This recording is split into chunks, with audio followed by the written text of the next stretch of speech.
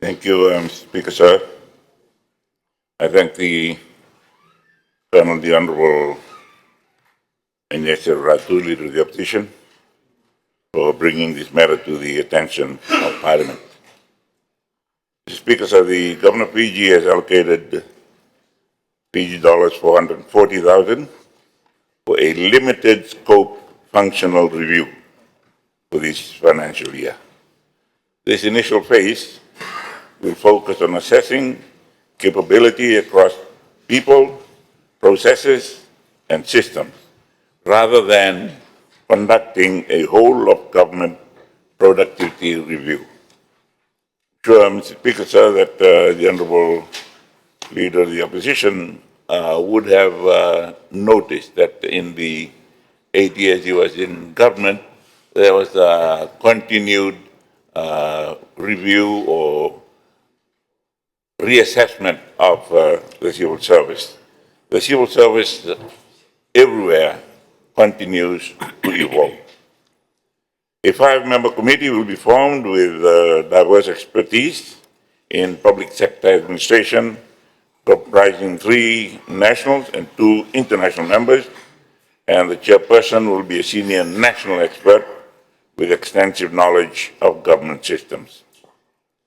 Mr. Speaker, sir, while the ministry is targeting market engagement by October 2025, the government will continue engagement with development partners for co-funding support for the remaining phases of the functional review. Upon completion of the functional review, consideration will be given for undertaking a job evaluation exercise that will be based on findings and recommendations and the way forward as agreed to by Cabinet.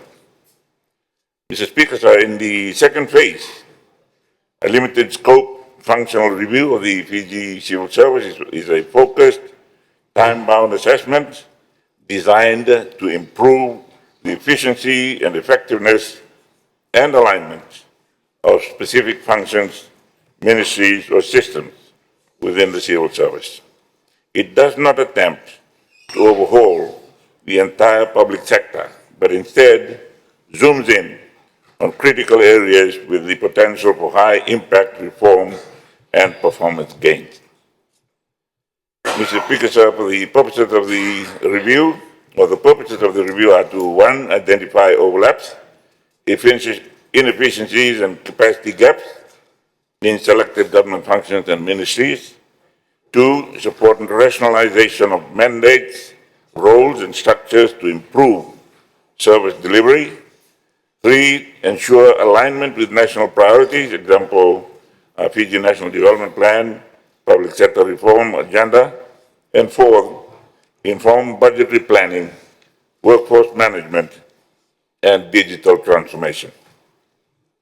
Mr. Speaker, sir, a limited scope functional review will focus on 1, a subset of ministries, for example, Ministry of Finance, the Ministry of Civil Service, and key service delivery agencies.